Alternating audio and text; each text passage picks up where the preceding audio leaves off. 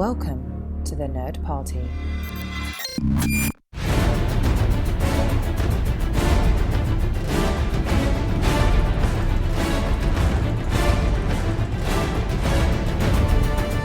Hello and welcome to another special Between Takes episode of Missing Frames. I'm your host, Shawn Eastridge. Normally on Missing Frames, we watch all the movies we should have seen by this point in our lives, but on these Between Takes episodes, we do other things. We do filmmaker interviews, franchise watches, all sorts of fun stuff. And once again, we've got the Franchyze Boyz back in action to celebrate the upcoming Batman movie. We're going to go back and watch the entire Dark Knight trilogy. Or not, we're going to. We did it. It happened, and we're going to talk about it right now. We've got first and foremost, Mr. Brad Gullickson. Welcome back, Brad. Thank you for having me. I just want to share my dread with you too. I stumbled over my line. Damn it!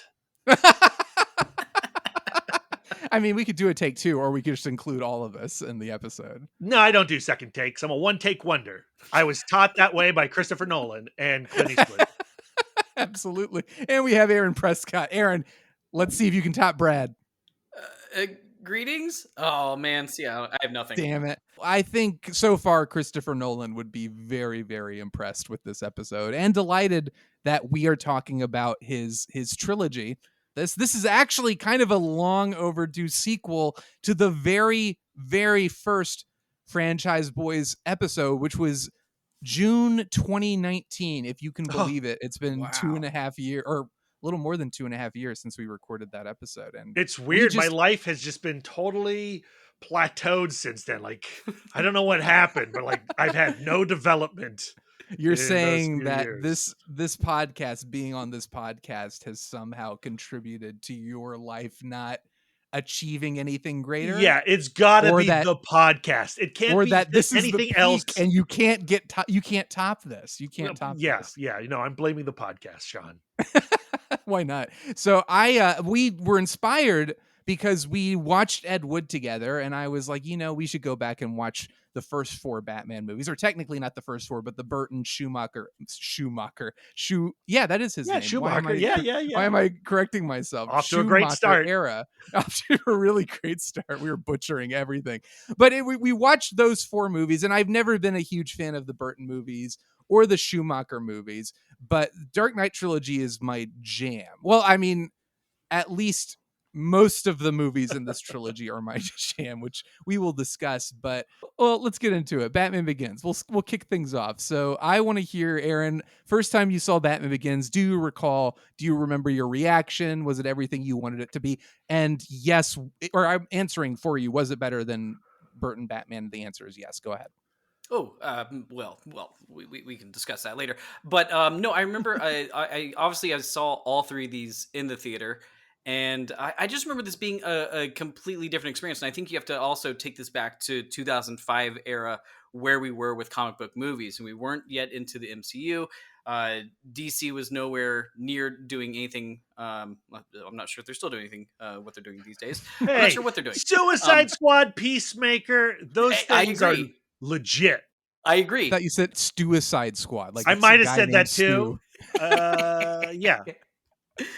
Yeah, but no, agreed. The gun universe is where it's at. But that being said, we'd obviously had a really steep curve of who the Batman character was from '89 up until late '90s when Schumacher had taken control.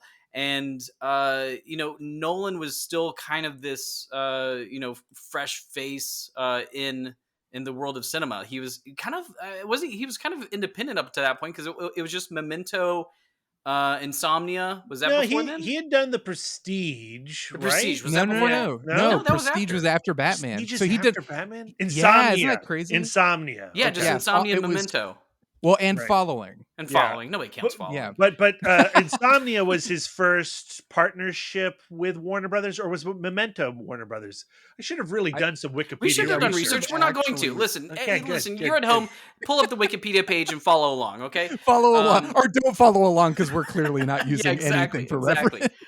No, but I remember it just being a really different experience. And maybe I was a little taken back because I wanted maybe a little more spectacle, and this one leaned more into the mythos of the Batman than anything. But I still really enjoyed it. I enjoyed the detective side of it and the kind of the brooding side of it, because again, what we're coming off of is leather clad S&M biker X-Men movies, and Spider-Man was the only one kind of doing anything up until then. And so this was Blade. a real sorry yeah, but that was the 90s, baby. We're in the new millennium. We're in the millennium. And so we're enjoying this new kind of era of blockbuster comic book movies, and this was something that felt different because Nolan definitely has it has a Nolan tone to it, and that only feels more evident when you watch more Nolan movies past this movie and then come back and rewatch it. And so I just remember really digging it. I do want to say that I wish Will Smith had performed songs for each of the films in the Dark Knight trilogy, since It we're would have been talking about nice. Will I wish he would it do a would've been song for every film ever. Or Every movie, You I should bring want a back Will Seal. Smith beat. I will now open the floor to Brad. Brad, do you remember seeing Batman Begins, and what were your thoughts on it? I do. The Christopher Nolan thing, Memento came out, and I remember seeing that, and it just melting my brain. I loved Memento so much. I cherish that film, and I still really adore it and revisit it on a frequent basis. But his Insomnia remake, I did not care for at all. I That was a much remake? preferred. Really? Yeah, Stellan Skarsgård started in the original Norwegian movie, Oh. which was a much harder, much bleaker movie than the Al Pacino Robin Williams flick. I would highly encourage you checking out the original if you didn't. It is a Criterion disc, or it was a Criterion DVD. I don't know if it ever made it to the Blu-ray. But so when I heard that Nolan was doing Batman, I was kind of on a I don't know. Then I was attending the Philadelphia Comic-Con in 2005, about 2 weeks out from the release of Batman Begins. And I was attending the DC Universe panel. And when you walked into that panel, they gave you a wristband. You either got a gold wristband or a blue wristband. And I got a blue wristband. And at the end of the panel, they asked everyone with the gold wristband to raise their hands. And they're like, you guys were all getting goodie bags, free comics. And then they started passing out all the free comics. And I was like, oh man, free comics. But then I thought, there are a lot more gold wristbands than blue wristbands in this audience. And then I started to get pretty excited. And then they announced, all right, raise your hand if you got a blue wristband. Move to the door on the right, get on the buses. We're taking you to the IMAX, and you're going to an advanced screening of Batman Begins. Oh man. I'm glad they announced that. I thought you were going to say they were just like, get on this bus and we're going to send you up. And then you find out once you get there that you're watching. When Batman anyone Begins. at a convention asks me to get on a bus, I get on that bus. Okay. But the great thing about watching Batman Begins is that I saw it with the most primed and hyped crowd you could possibly imagine. Every time there was a tiny reference to a DC Comics character or plot line, the place lost it. And at the end of the film, when that Joker card got turned, I thought they were going to burn that mother down in their enthusiasm. And the bus ride back, I've never been around such potent passion, enthusiasm for a film. And I think that absolutely colors my opinion of the movie, which is very strong. I love Batman Begins. And of the trilogy, it is easily my favorite. I think it's probably the most thematically resonant. And you also have to remember that, in 2005, Batman Begins, Batman's origin story had never been explored in such a detailed way before, even in the comic books. And what David Goyer's script does, in collaboration with Christopher Nolan's brother and Nolan himself, is it collects all these tiny little strands that have been weaved over the course of Batman's 83 plus years at this point, and puts them into one script. It's the definitive Jonathan origin Nolan story. didn't co-write the first one. So, Christopher Nolan co-wrote it with okay, thank you. Goyer. You've got the Wikipedia page up. You're doing the I'm research. good. Thank you. I'm good, dude. I pulled that out of my brain. Oh, sure I you love did. this We movie can't so trust much. you. We don't see you. There's no video here. We don't know. But my experience was, sadly, no one forced me to get on a bus and go somewhere to an undisclosed location. I'll do it for But you sometime. Thank you, Brad. I would love nothing more. So, to back it up a little bit, growing up, I loved the Batman, the Adam West TV series. I took that deadly serious when I was a kid. I did not remotely think it was funny. I loved the Batman animated series, and I saw 89 when I was maybe 6 or 7, and I thought, like, I enjoyed it because I was a kid, and I was like, well, this is cool. And when I got older, a little bit older, I kind of drifted from it. I didn't really enjoy it that much. It was very style over substance for me. And there was a part of me that wondered, because I am such a big Superman fan, and I was such a big Superman fan. I remember all the kids in school talking about, like, oh, Batman's so great and awesome, Superman's really lame.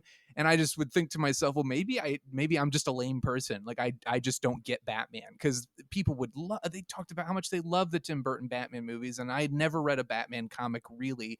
And I just didn't think it clicked with me. Like, I moderately enjoyed Batman Forever, did not enjoy Batman and Robin. And I just thought, well, this is a character I don't understand and I don't get. It's just dark and twisted, and there's no morality to it. There's no real character there, because that's what had been presented to me. And for me, really, the medium to which I gravitate, to which I say, like, okay, this is the definitive version of the character, quote unquote. And I know, obviously they're great, great Batman comic books, but to me, cinema is you put so much money into it, and it's such a wide ranging appeal that to me, it's like, okay, Superman, like Sam Raimi's Spider-Man, these are big movies and iconic interpretations of the character. And because I hadn't gotten that for Batman, or because I thought I'd gotten it and just didn't enjoy it, I thought Batman just wasn't the character for me. And Aaron, I'm so glad you brought that up. I mean, it's hard to go back and think about it, but in 2005, you're right. Like, we had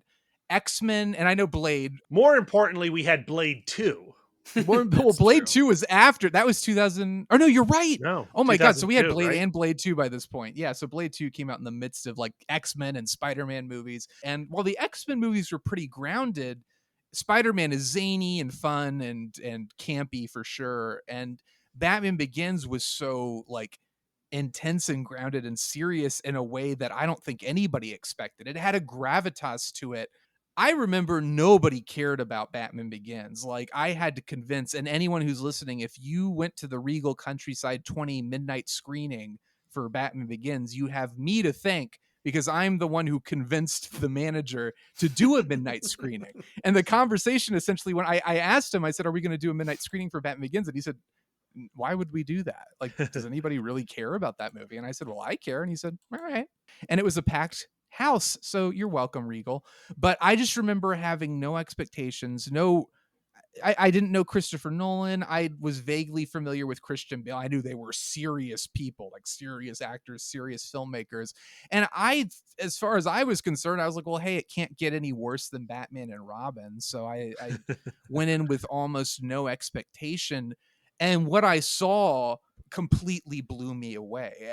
I was enamored with this film from beginning to end. As you said, Brad, there's no Batman story prior to this that really, in a detailed, specific kind of step-by-step way, shows how Bruce Wayne became Batman. So not only did I finally grasp who this character was, what motivated him, and why he did what he did, and frankly, in a more detailed way than has ever been in any other medium of Batman, but it was finally like, oh my God, Batman is awesome. And how dare Tim Burton make me think otherwise? So I kind of just held that against him for a little while. And that midnight screening, while it wasn't a bunch of, like, crazed comic book fans at a convention, and that reaction I'm sure was crazy, the midnight screening for that movie, you could just I feel like you get a handful of moments where you can just tell like the audience is like, we're all in this together. We're not quite sure what we're in for, but you can feel the audience really getting into a film and like the cheering, the reaction, the Joker card, of course, but like everything, like all the punchlines and just the excitement of seeing this movie and seeing this really epic take on the character that's respectful and grand, and it just felt so exciting, and it was like nothing I'd seen before. I've seen Batman Begins, I think, more than I saw it like 10 or 12 times in theaters. Like I was absolutely obsessed, and I agree with Brad. I think Batman Begins is my favorite of the three. Excellent. I remember structurally I hadn't seen many films that were kind of jumping back and forth between present day and flashback. Is that effective to you guys? That's very much a Nolan thing. Like, and it's not really in the Batman movies after this. Like, he never structurally messes with time. No, but it is in like Man of Steel and a bunch of Yeah. other comic book origin story movies. Like they definitely learned a lot from this structure. Yeah. The structure of that really lends itself to the thing that Nolan does really well with these types of movies. And with most of his movies is you kind of feel like he has like a vision board of like what this character is and like what this movie means, and in the middle it says fear, and he has like what is this creating, how is this manipulating the character, and how is it something that he evolves and like uses to his advantage by the end of it. And he's really good at really understanding the characters, and I feel like he's less interested in the Batman, the comic book character, and more interested in a new kind of Batman that's more super sleuth. I think he's always kind of been interested in a James Bond type character, and this is one that has gadgets, that solves crimes, that beats people to a pulp. He just happens to do it at night and in pajamas, and uh but it's still a really interesting way of taking it. And you're absolutely right, with Iron Man and with Man of Steel and other movies, you watch the format of especially the origin stories, pretty much up until then they had been a point A to point B sort of plotting, and this one did a really good job of showing the influence of this and that. I will say the one thing that maybe took me out of this one slightly is that I never really felt drawn to. I mean, every big Batman movie, especially up until then, it was always about Batman versus that villain, and we have Batman versus sort of the Scarecrow, and mostly the League of Shadows, and I wish there was more of the Crow, which is much more theatrical and something kind of eye catchy to see, and the League of Shadows just didn't really grab me.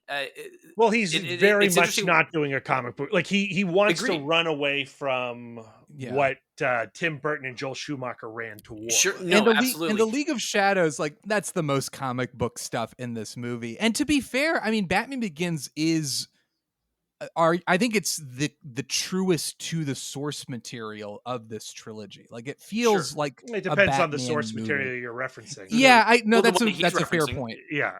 I get that, and I know a lot of people when I would talk about how much I love this movie complained about that, like, oh, it doesn't really have the big theatrical villain or that stuff, and I was always kind of like, yeah, but like my issue with the other ones was like the villains were more interesting than Batman, and this is a character study of Bruce Wayne, and to me, I think the important thing is, as you said, Aaron, I love that there's a thematic through line of fear and how to overcome fear, or not overcome it, but adopt it and turn it and manipulate it into something that you can use to then do what you need to do. I think the brilliance of Batman Begins is its novelistic approach. It goes the way that like a novel, like a Dickens book would go. Like it, and then when you get to the Dark Knight Rises, it's very much referencing Dickens.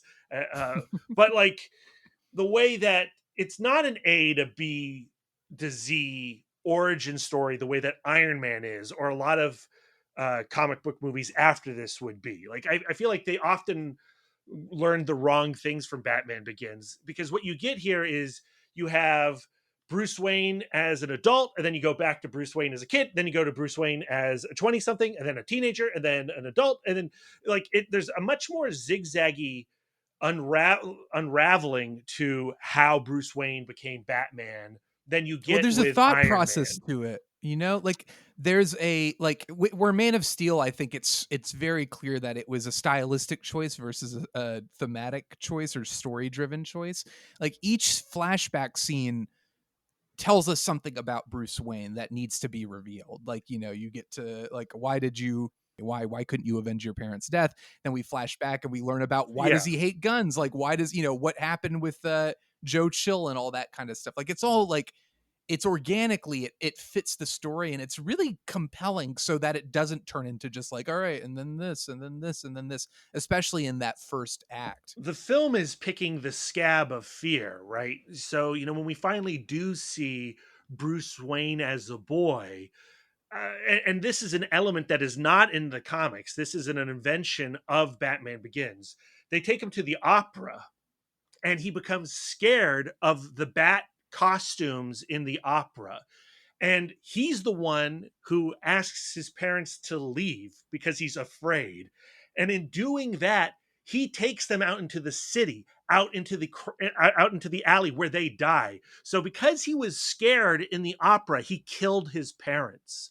Yeah. And from that fear, it just keeps, they just keep revisiting it. And the shame of that fear and how he corrects that shame by embracing that fear and making others be afraid the way that he was afraid in that opera as a child.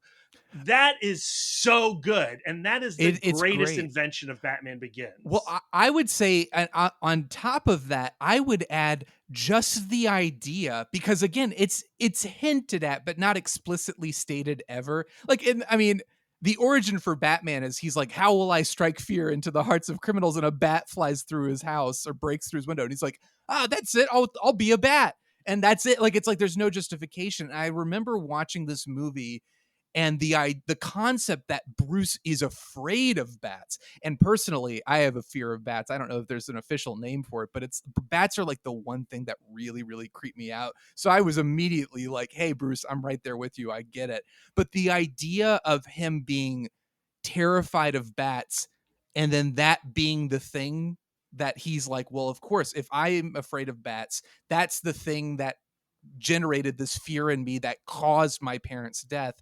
I'm going to adopt that as my mantle. Like it's going to be the symbol that I take on.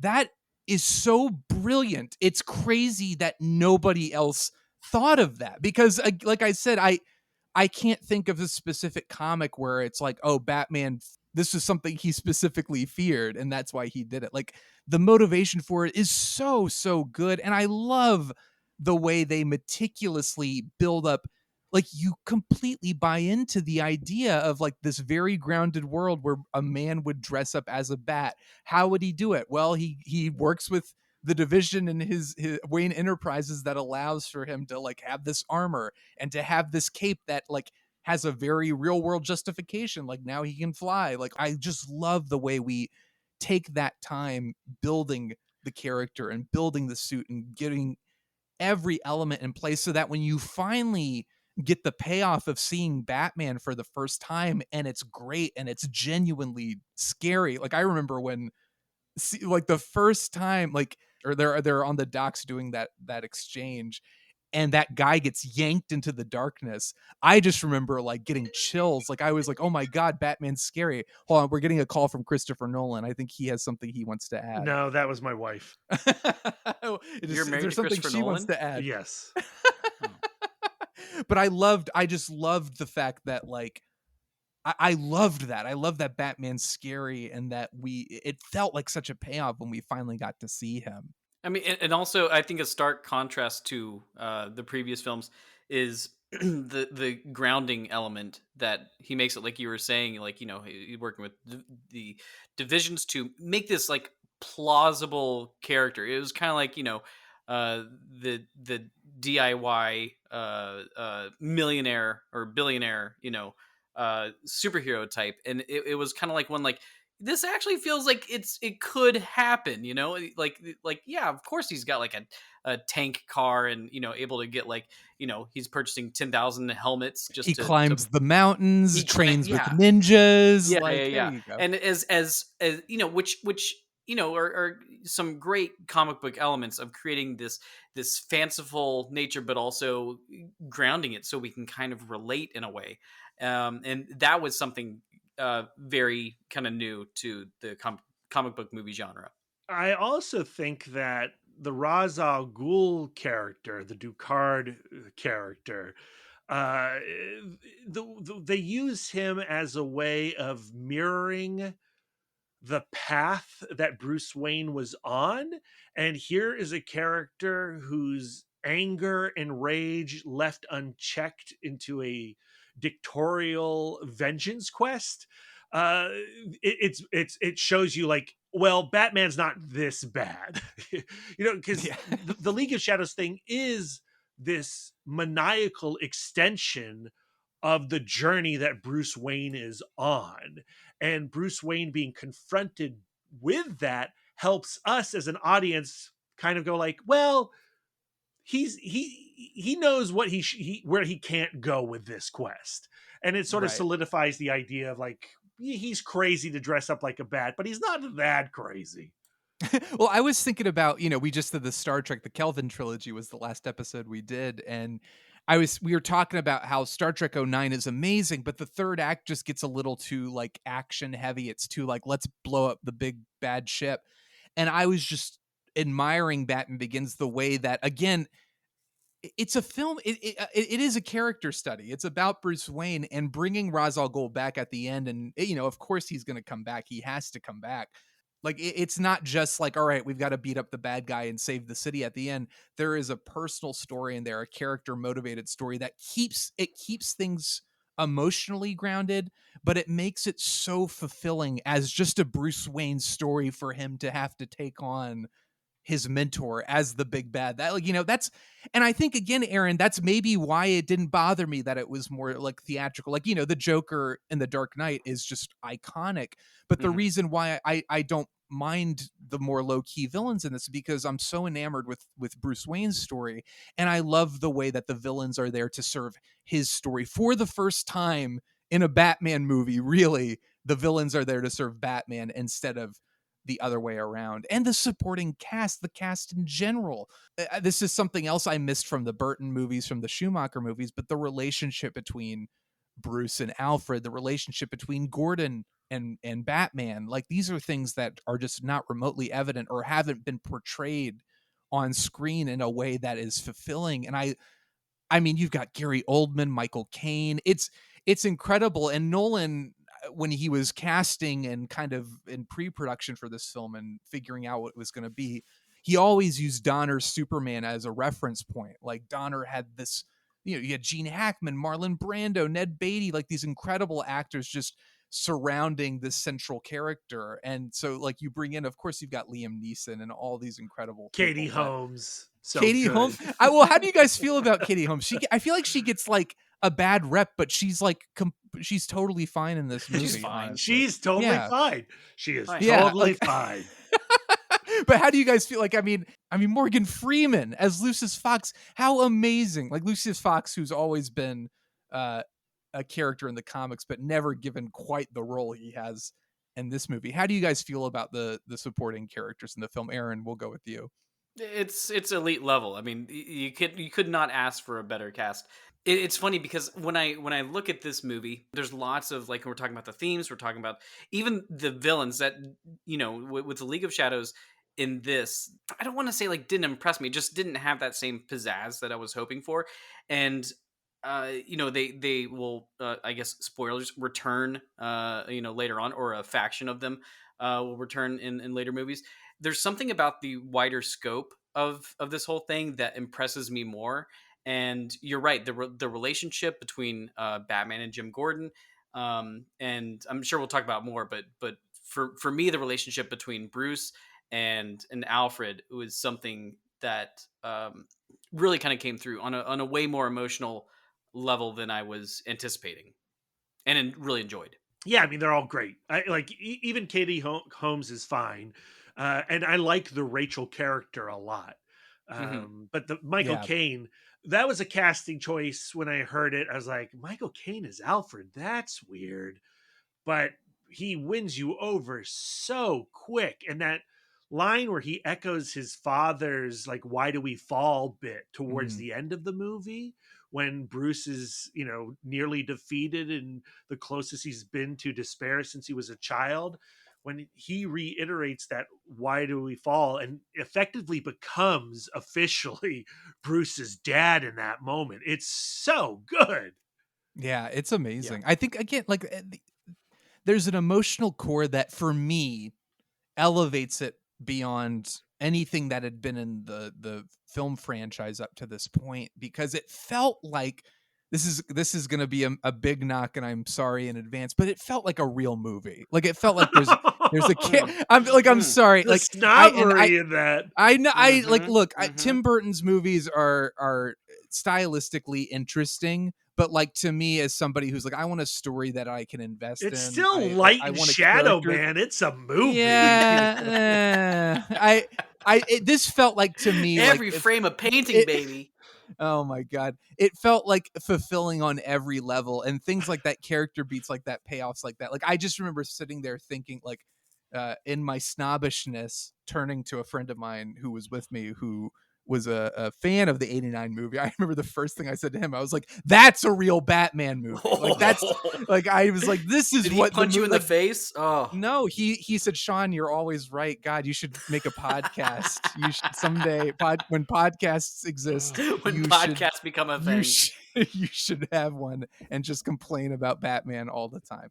But I love the cast. I love is it Cillian Murphy? Killian Murphy is how Killian. I say it. I mean, he's so good. I think they were originally looking at him as Bruce Wayne, and it just didn't work. But I'm so glad he's such a good Jonathan Crane. He's so creepy and unsettling, and I love the effects of the toxin, like the Oh fear yeah, toxin. I I love Oh, I it. like the love it. way it Yeah, it's great. looks.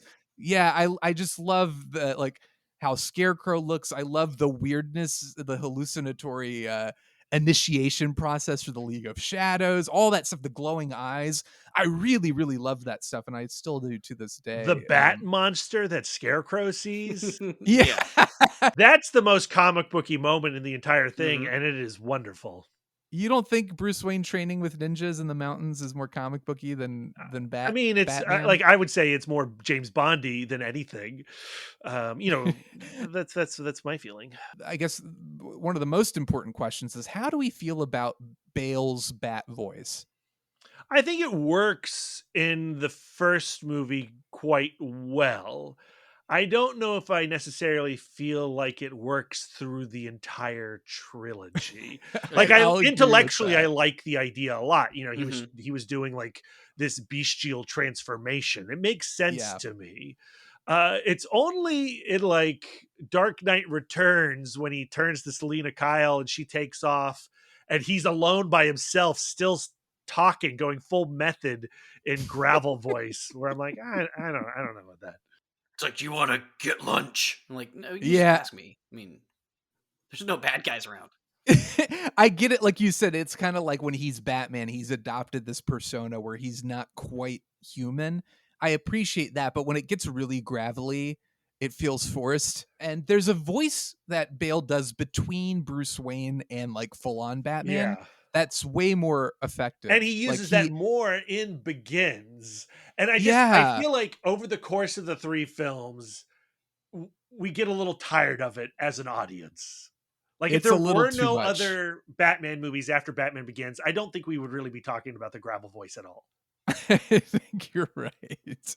Well, is there anything else we want to talk about with Batman Begins? I mean, Batman Begins, I saw maybe 10 to 12 times, and I remember dragging people to the theater like, no, it's a real, people like, really a good Batman movie? And I was like, I'm telling you, it's a great Batman movie. Or it's They like, already made the it's a good great Batman movie. movies. Is that what they're saying? I think, yeah, I'm sure They that's already what they made were those. saying. But They perfected it. it's so funny just like how hard it was to get people to convince people to see Batman Begins, which was completely the reverse when Dark Knight came out, which we are just like about to if get I was to. going to say anything negative about Batman Begins, I do think that the hand-to-hand combat action doesn't Oh quite yeah, work at the it's end not of the great. movie in particular. And I think there are some exposition moments that also don't quite work, especially in regards to the cataclysm that is happening toward the end of the film as well. But With I can forgive a lot of that stuff. the microwave emitter that Yeah, and like oh there's the the guy like in the train station who's like, "Oh my god, it's coming towards the center. If it right. comes to the center of the city, we're all going to be doomed." Well, final ratings. I have a couple things. What we could do? How many nice coats would you give Batman Begins? How many? How many? How many memos that Oh, you did get that the you memo. didn't you get the Oh memos? man, Yeah. How many? Rutger I Hauer, remember so like the good. audience when Morgan Freeman turned that back on him and said, "Didn't you get the memo?" The audience I was with like burst into like insane Yeah, applause. Like it was. Again, this was one of my absolute favorite movie screenings. Let's do nice coats. How many nice coats would you give Batman Begins, Brad? I give it 5 nice coats. I love Batman Begins. It's is my favorite Batman movie at the moment. We shall see what Matt Reeves does. Fingers crossed. We'll see. Aaron, how about you? Well, Brad, I agree. It's no Star Trek 3 as you've equated it to, It's but I close will give though. this a very solid 3.5 nice coats. And I'll also give it 5 nice coats. Yeah. And let's move on to The Dark Knight, which is I mean, I remember having to kind of pull people to the theater to see Batman Begins because no one believed like that movie was going to be worthwhile. Like nobody thought like, oh yeah, another Batman movie.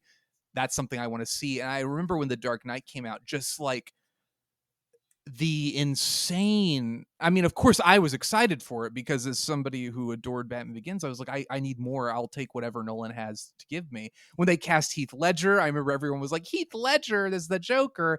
And I just remember thinking like, this dude made Batman Begins. Like, you don't trust him already? Like, that guy knows what he's doing. And Heath Ledger is awesome in general. But I just remember the buzz around this movie and the feeling of like, this was something when the reviews started coming in, like, oh, this is way bigger than anything I think anyone involved with the film expected. I certainly didn't expect it as a fan of the first film, but I remember seeing The Dark Knight at midnight and just that energy, that feeling of like, oh my God, like we're watching something we've never seen before.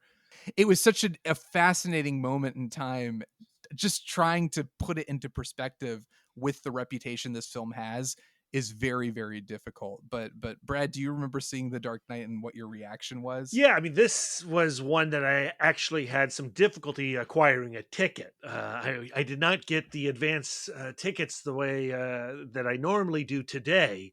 So I was driving around town looking for a theater that had enough seats for my wife and myself to sit next to each other. But eventually we acquired those seats and had a great time with The Dark Knight. I don't like it as much as Batman Begins. I don't think it is as thematically sound as Batman Begins. I think its highs are incredibly high. I love Aaron Eckhart as Harvey Dent. Like as much as enjoy Heath Ledger's Joker, I mean you can't say a bad thing about his Joker. I think because Heath Ledger's Joker is so popular, we forget how good Aaron Eckhart is as Harvey Dent. And That's I true, yeah. really wish this movie didn't end with his death. Like, I really wish they carried the Harvey Dent Two-Face story into the third film uh, and killed the Joker at the end of this movie. Um, but yeah, and then like again, like structurally, I think there's some things in it that don't quite work for me. I think there's a little more drag to this film than Batman Begins. But I think that could also just be how I was a little snobby at the time, and I remain snobby at how prevalent the opinion is that The Dark Knight is the best of the three when my heart belongs to Batman Begins. Well, I agree with you that I think my heart belongs to Batman Begins. I don't know that I agree that this isn't as thematically set. Like I think Dark Knight is if I sound ambivalent about it, I want to be clear. I think it's a masterpiece, but I think I think my confusion comes from, it's not just people saying how much they love this movie, but like people saying this is the best movie ever. Like, I Well, mean, anybody says that about anything, you immediately dismiss it. It's like when I say Star Trek 3 is the best Star Trek film, I invite you to dismiss my opinion. Clearly, I'm living on I my think own that, cloud. I mean, you look at like, I mean, the top 250 IMDb movies, Letterbox. I think Dark Knight is in the top 10 of both. You know what I mean? Like, it's like Dark Knight is like Yeah, but that's because there's like the a million people all just clicking the button, 10 stars, 10 stars, 10 stars, 10 that's stars. that's true. But I think what I'm trying to say is like the film's reputation versus the quality of the actual film, and I think they measure up, but it certainly is frustrating to have to contend with kind of the overwhelming fan response for sure. But Aaron, how did you feel about The Dark Knight when you first saw it?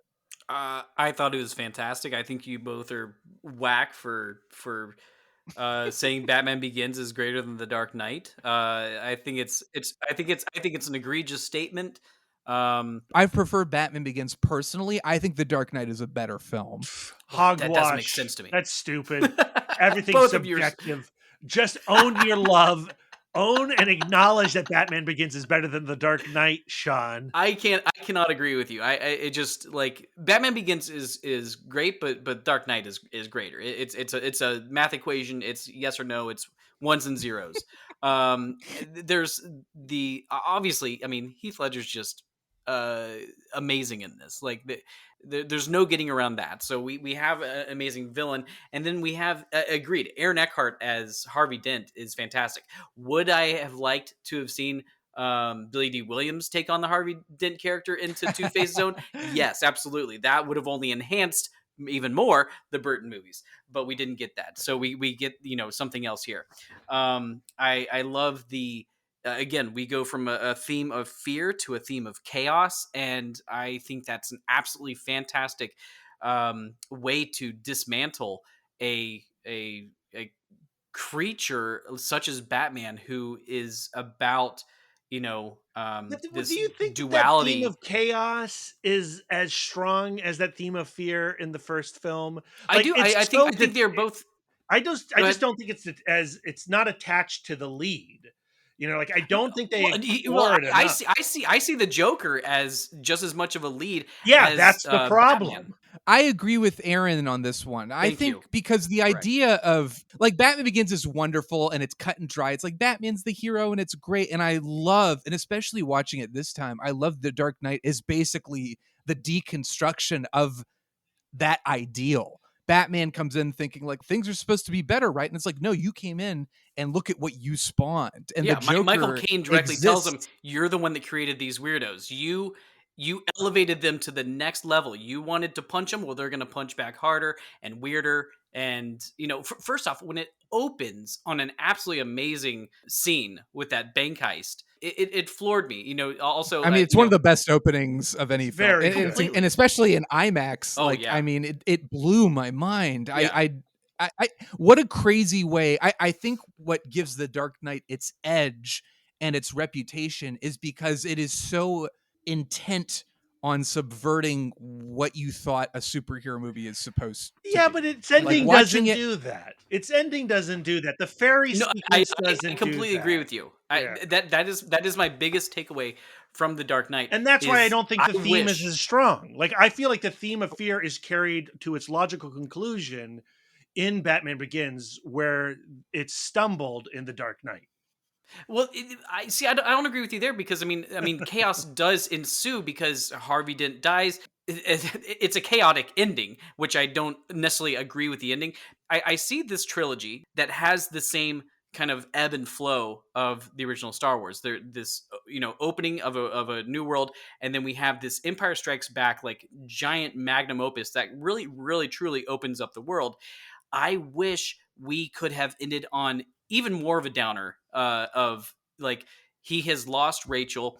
Harvey's just turned into Two-Face. The Joker escapes, and Batman's just like frowning on a pile of rubble. over dead corpses. I wish we could have gotten that moment, Han frozen in carbonite, like just really, kick Batman in the balls and leave him till the next movie. That would I have mean, been it absolutely does do fantastic. that. I mean, like him becoming the Dark Knight to maintain Harvey's White Knight reputation. That's solid scripting. Like that Mhm. works for me. It's just I don't know again if it all ties with the Joker's story as well. I think it comes very, very close, and then we just sort of lose it in the last act.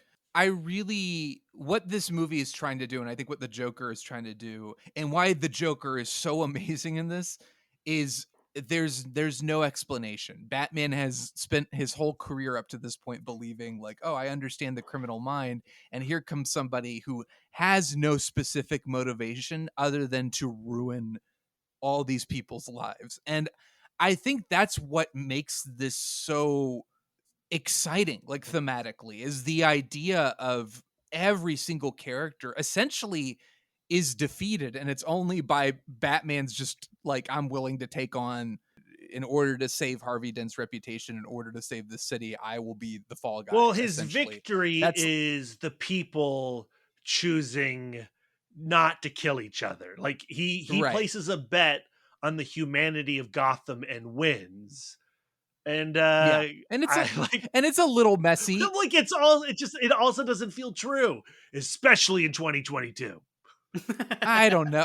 I really like that bit. Like there's something about that to me that does feel true. Like the idea of, it's a little like for the criminal to come up and be like, I'm gonna do what you should I have love done Tiny Lister, and 15 he's minutes great in ago. that. I mean, Yeah. well, he's great, but it's certainly, I think there's some clunky dialogue in this that's amplified in The Dark Knight Rises, but the guy coming up and just then like the Just that criminal throws whole the remote out the window. the ferry issue is not necessary.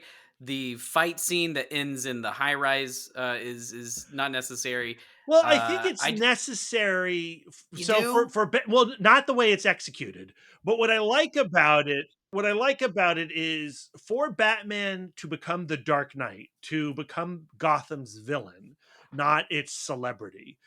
He needs to know that what he is doing is having a difference, and that fairy sequence is supposed to represent the difference that he is causing in Gotham, that he is having a positive impact. And like I think there was a way to write that idea better than what we got. I gotcha. Okay. I like the moral dilemma at play in that scene. Like it's a dark movie. Like the movie ends with like the hero of the story, Harvey Dent, holding a child at gunpoint. And I remember watching the fairy stuff. To me, it presents a moral dilemma that's almost, even if it feels a little messy, is so interesting to me, and especially in the context of like a Batman movie, Yeah. just presenting this Yeah. idea at all I feel is like really cool. And I think that's why, like, even if, because I think the Dark Knight is great. There's a lot of stuff in it, arguably too much stuff. Especially, I get the argument that Two-Face is too much in this movie, but it's all so effective to me that it doesn't necessarily hold it back. Maybe bogs it down a little bit, but it doesn't bother me as far as like ruining the movie for me or messing up the movie. Well, it definitely for me. doesn't ruin it. It's not a bad movie. you guys are blowing my mind. This this much negativity and hailing Batman Begins is greater than Dark Knight. It's blowing my I little think the Dark Knight's pea-brain mind. great. Well, let's talk about the things that I love about the Dark Knight. First of all, I love the fact that we're in, even though I miss the comic book Gotham City from Batman Begins, I love that Nolan was like, let's just do a crime movie in the vein of Michael He's Mann. just shooting heat at this point. Yeah, it's basically Heat. It's Chicago. I love that the city becomes like a real city and a real genuine character in this film. I love that was a motivating factor for the movie. I love the Joker. I mean, Heath Ledger is iconic. I think want to see a magic trick. We forget just how like insane this stuff was because it's been done to death, and every blockbuster movie that came out after The Dark Knight had the bad guy purposely gets caught so that he can escape. I mean, it was in Star Trek Into Darkness. It was in Skyfall. Like these movies came out years later, and we're still doing the main villain gets caught so he can escape trope. But I love that in this movie. I love the car chase sequence in this film is one of the best action sequences ever. And there are few things that are cooler or more or give me more of a thrill than the moment when Batman, the tumbler has been blowed up and Batman initiates the eject sequence and his little computer says goodbye and he pulls the thing and the bat pod comes out. That's one of the coolest things I've ever seen in my entire life. I adore it so much. So let me get all this out of the way to be very, very clear. I think The Dark Knight's a masterpiece. I think it's a messy masterpiece, but I think its ambitions fully justify the mess, and none of that really holds it back for me. I think my question is like, how do you contend with The Dark Knight as a moment in time, especially looking back on it now, because it's a film that is so beloved and is so many people's go-to, like, oh my God, it's the greatest movie ever, that's where I almost kind of am like, well, then now I want to take a step back and look at it, is I guess where I was coming from. I don't know. I just see it as Nolan at one of his most Nolan-y kind of moments where, just it has some really groundbreaking stuff and like, integrating stuff that we don't usually see in comic book movies. I'm not sure what kind of comic book fan he would, call himself, if he would even call himself that. He would not. I don't think so. But he seems way more interested in creating something that is just visually arresting, and he completely did that for me. And I just think the characters that he's working with, again, I feel like with every movie, I see Michael Caine just inching closer and closer to like some really excellent duality up against Christian Bale, and just what he is doing, why he's wearing a mask, and that father-son relationship that he's taking on. Because in the first 4 Batman movies, it's always been just Michael Gough as the butler, bringing a tray of drinks and some aspirin, and he's out of here. And there is quite a bit of heart and thoughtfulness to it, and yeah, I love the theme of chaos, and I think it really goes hand in hand with that fear, and it just kind of like really flows so well. Again, I wish the ending was a little bit tighter and maybe just cut off a little bit sooner and saved it for the third movie and did something different there. Just manipulated, because I agree with you, Shawn. I do like that presentation of the test is there between who Gotham is and who Gotham should be, and the people that he's protecting. Do they even deserve a hero like him? But I'm not sure if it was necessary. There was a lot packed into that ending. But yeah, it's for just, sure. yeah. Two-Face, the argument that Two-Face is too much, I'll go with Nolan on this. I know Nolan's whole thing is he wants each of these movies to feel self-contained. Like, he didn't want to set up sequels because he didn't want to rob potentially the film that he was making of reaching its fullest potential. So I think if he were to be in Nolan, you have an open invite. Feel free to come on. Don't listen to the Dark Knight Rises portion of this episode, because you will never want to talk to me again. But I think for him, it was, let's not tease Harvey Dent for a sequel. Let's just fit it in here. And frankly, I'm fine with the Two-Face stuff. I do. Really, what you want to see is you want to see him flip a coin and kill somebody. Like, that's kind of essentially what Two-Face is. You want to see Harvey Dent go from white knight to evil villain, and then you see him flip some coins a couple times and you're good. That to me is kind of the essence of Two-Face. So when people were like, oh, it felt a little rushed, I was like, well, what else could he have done? Like, he flips coins, really. That's kind of what his character does. There's not much more to it. So you kind of got to see Two-Face do his Two-Face shtick. And by the way, the effects work on his face is still to this day so Chef's kiss. I can't believe this movie got away with a PG-13 rating, considering how disturbing his face looks. Like, and so, I mean, the stuff in this movie is pretty disturbing and dark, but like it's so impressive and it's so unsettling. But like, that stuff to me, like, it doesn't bother me. What does bother me is there's some clunky stuff in this movie. Harvey doesn't recognize the Joker until he pulls off his medical mask in the hospital. It's like, you didn't notice the white face paint. I mean, and he the- did just He was on have an drugs. eyeball burned out. He's on Yeah, drugs. man. Right. So he's on drugs. Okay, that's fine. There's also some Traumatized. wonky editing choices, like when what's his name? Gamble. Black Dynamite. Why can't I think of his name? Gamble. Yeah. Well, but that's I the meant head. the actor's Michael name. Jai White. Yeah. Yeah, Michael Jai White. When he kills Michael Jai White, I'm still confused as to what He happens. puts the pencil through his head. No. He didn't want to. Puts the knife in He his. killed him in puts the. the blade in his mouth Yeah, in the pool room. So he puts the blade. he in killed his one mouth of his and- henchmen Oh with the yeah. pencil, and then when he's in. Yeah. Yeah, So he has the blade in his mouth and he's telling the story and he says, "Why so serious?" And it cuts to the guy. There's a dramatic Hans Zimmer like blast of music, and then Gamble's dead. But I'm like, wait, did he cut his mouth? Did he break his neck? What happened? There's some weird stuff like that I He don't killed him with his blade. love You in don't this need to think movie. about it. yeah, man. You don't need to think it about it. can't Like, be was it a R-rated. Pan's It's already Labyrinth thing? close to being R-rated. Yeah, I mean, maybe that's what it is. Those are little things that kind of irk me, but that's really it. Like Sean wants the Two-Face stuff at R-rated the end. Snyder's cut of Christopher Nolan's Dark Knight. I That's don't what he really wants. need the R-rated version of any superhero movie, honestly. And I think, speaking of R-rated superhero movies, part of what I thought was so inane about the Joker movie is like, I don't want to know where he came from. I don't want to know why he is the way he is. This movie, The Dark Knight, proves kind of how ridiculous it is to try to explain what the Joker is. What makes the Joker terrifying is not understanding him or why he does what he does.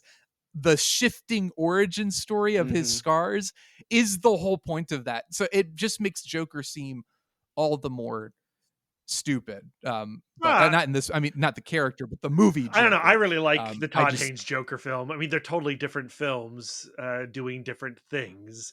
But I feel like what's great about Batman and his 83 years of continuity is that it can support so many different types of versions of these characters. And, you're going to gravitate to the ones that speak to you the most. But I think what I like the most about Batman is his popularity, allowing for an Adam West, allowing for a Christopher Nolan and a George Clooney to take on that character. That's what's exciting to me. And, like, if you're going to do a Joker story, I think there is value in going like, well, let's try to explain him. Now, is that ultimately going to be your favorite version of it? Clearly not. But I think condemning the effort of it, I don't know. I can't cotton that. Brad's so kind. He will bash the crap out of Two-Face, but he will defend Todd Haynes' Joker. I mean, I'll ends of defend the any earth. Batman movie because I like all of them. All Batman Fair are enough. valid. I don't know. I think The Dark Knight is completely deserving of its reputation, and rewatching it now years later, I still think it's so effective and just as disturbing and shocking and kind of amazing. I watch it and I'm kind of in awe of it. I'm like, the fact that this movie exists at all is really, really cool. So I get it. I get why people love The Dark Knight, and I am one of them. I think it's great. Anything else we want to say about it? It's really good. Why so serious? What are our final ratings? How many dogs? Batman punches more dogs in this movie than any other Batman movie, which should be a knock against it for me. But I love Batman. He's so just gearing much, up for so. cats. How many dogs that got punched by Batman would you give The Dark Knight? Brad, go ahead. 4. Aaron. 4.5 punched dogs. You cut 5 a dog in punched half. Dogs from me. Oh no. All right. So Sean, was that 5 for the Dark Knight for you? 5 for The Dark Knight. Yes. All right, 5 for The flawless Dark movie. Knight. All right. Moving on to The Dark Knight Rises. I'll lead with my story. I saw this at midnight at Tyson's Corner in Virginia, and they did a screening that you saw the first 2 Yeah. before it led into the midnight showing of The Dark Knight Rises. I was in that same theater with you, Sean. Were you with Yes. me? Oh my god, that makes me so happy.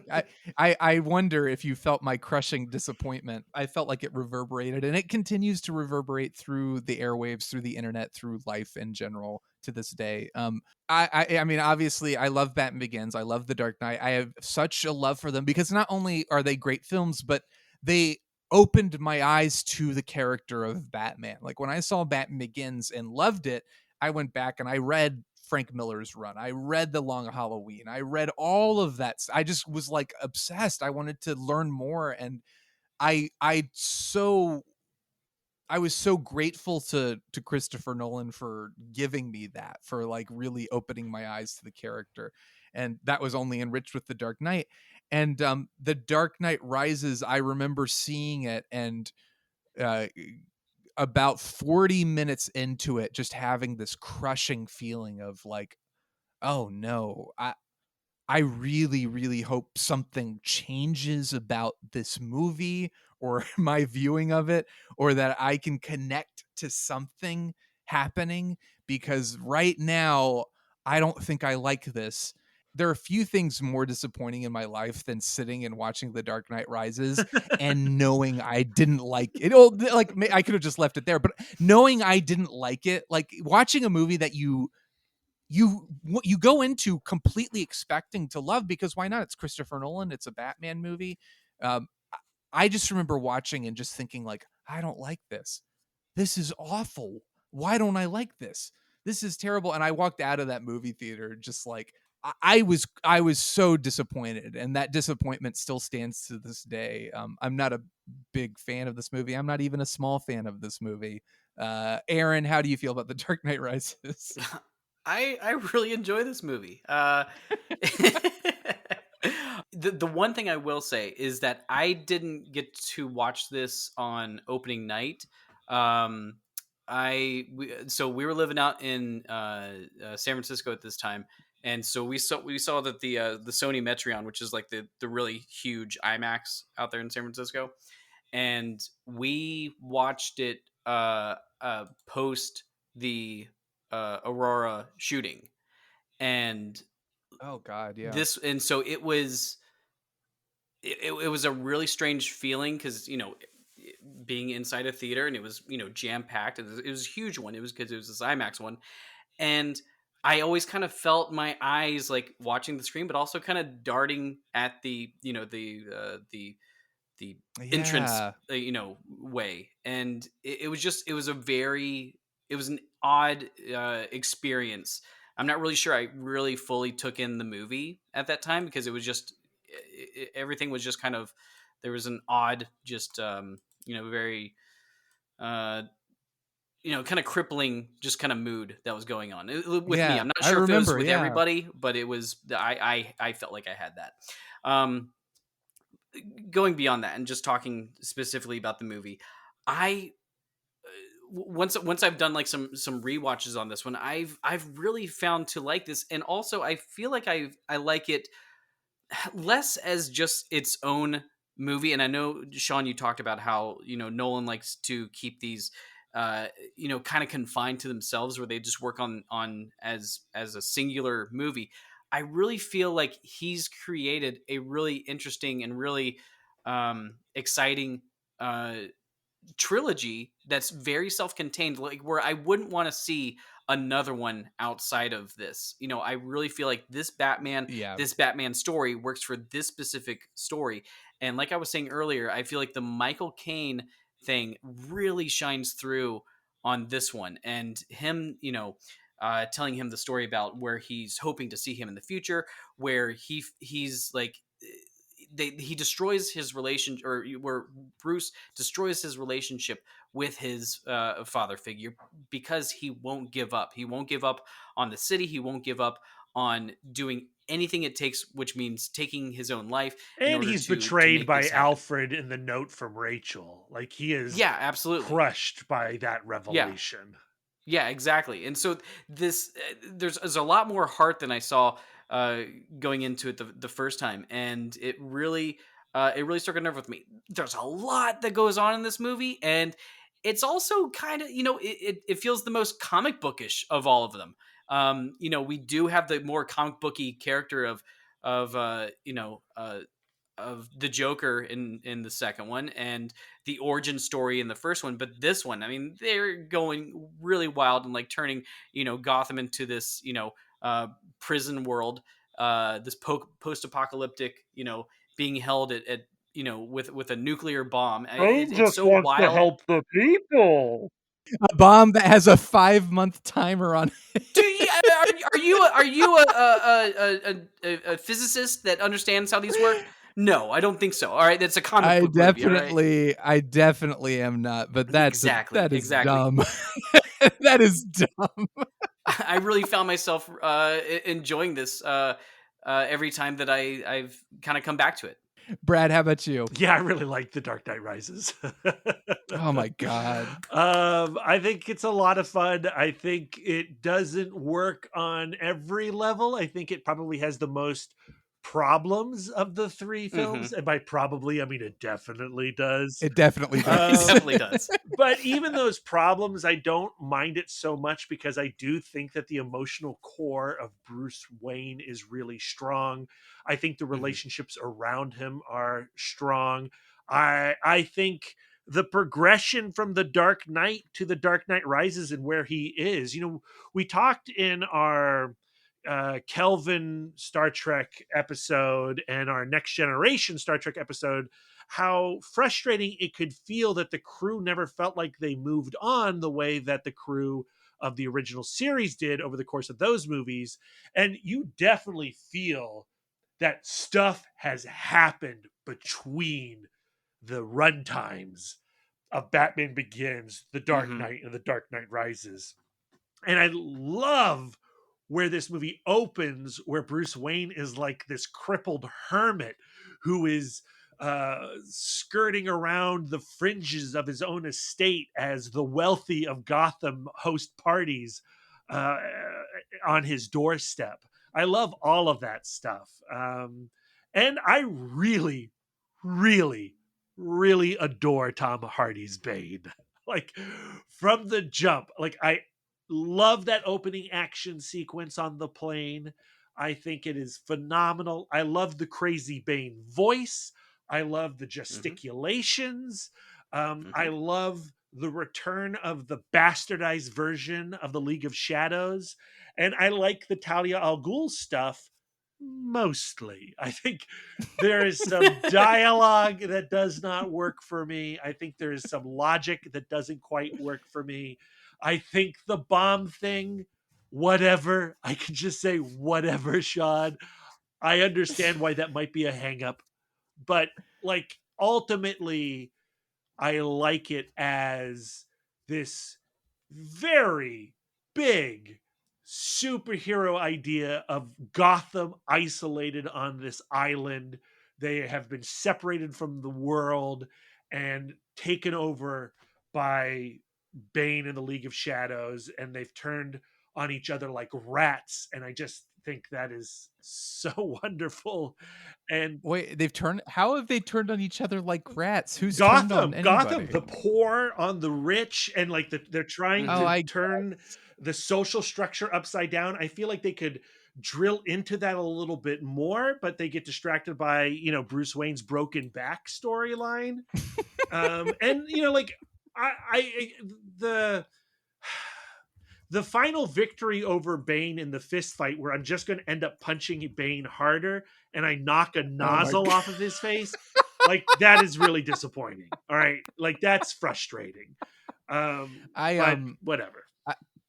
Yeah, I don't like any of this stuff. I do like the no man's land. The no man's land idea is really cool, and it's so poorly executed in this film. But let me take it back. I've spent more time complaining about The Dark Knight Rises, I think, than any other film. Like I think there are movies I dislike more than The Dark Knight Rises, but The Dark Knight Rises irks me in very particular because it hurts ways. your And feelings. Now you understand it hurts my why all the Last Two Jedi people are being films. such babies. Quit being a baby. Oh, Shawn. yeah, it hurts my feelings. It broke my heart. And I think a It's lot just of the it movie, has to Shawn. do with It's not about your no, character. no, no. This is the moment in my life where I need you two to help me pick up the No, pieces and we're not gonna be try able to do to. that. I we're just we're gonna need break somebody. we're gonna break your I'm back right so here. I'm so tired of talking about this movie and why I don't like it. But I think I first of all, I really tried to understand at the core what is it about The Dark Knight Rises that I don't like. And the thing that really bothers me at the core of it is Bruce Wayne in general, who in Batman Begins and The Dark Knight was painted as this very obsessive, not quite sane person who has this singular minded battle that he's raging within himself and on the criminals of Gotham. His only real human connection, I guess Alfred's there, but the only possibility he has of a real life is Rachel, and that gets destroyed and obliterated, and he rides off into the dark and disappears for 8 years. I I think the idea that Bruce Wayne has been hobbling around his manor for 8 years with a broken leg doing absolutely nothing, and they like throw in some exposition of like, oh, by the way, Bruce Wayne had a project that he did, like a green energy project that was going to save the world. There's a lot of clunky exposition in this movie, but the idea that he spent There's 8 a lot of years clunky exposition in being all three. sad. Yeah, it's Mhm. true, but and especially in this one. But in 8 years, he's been sitting around doing nothing. I I would have bought what this movie posits is like, well, Bruce Wayne never really wanted to be Batman. He was waiting for someone else to take on the mantle, which I thought The Dark Knight crushed when, like, the motivation for him wanting to give up the mantle was Rachel. And then Rachel herself recognizes, like, well, you need Batman. Like, you aren't going to give it up because that's who you really are, which is true. And that's the tragedy of Batman. And that's what makes him interesting. So to have a movie in which Bruce Wayne starts being a hobbling old man, pathetic, and with a broken leg, and then ends the movie literally saying anyone can be Batman. In fact, you kid that I just met, you be Batman. That really, really bothered me. The movie itself is also like attacking any sense of logic for a film. Like, Batman Begins and Dark Knight have been ridiculous, but Batman Begins spent a lot of time meticulously setting up, like, here's why this is believable, here's how a guy could dress up like a bat, here's how it could work. And The Dark Knight Rises feels like all, like, just there's so many things that I have so much trouble believing. First and foremost, the Bruce Wayne thing. He gets a magic leg brace that magically fixes his leg like 45 minutes into the movie.